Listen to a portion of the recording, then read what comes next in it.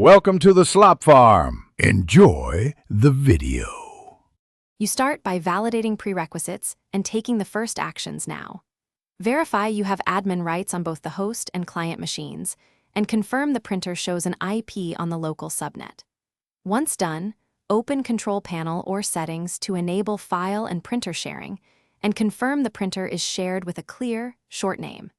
Make sure to temporarily disable third-party firewall or VPN to reduce variables. This helps isolate network issues quickly. Next, dive into the middle steps that actually fix most sharing errors.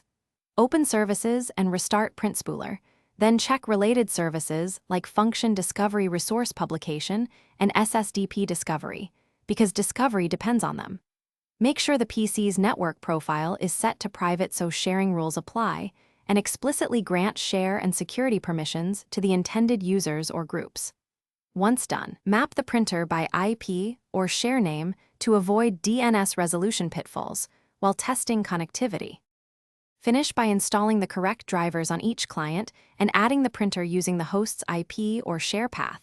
This avoids name resolution issues. Once the printer is added, print a test page and verify spooling and user permissions. If things go wrong, use a single troubleshooting tip.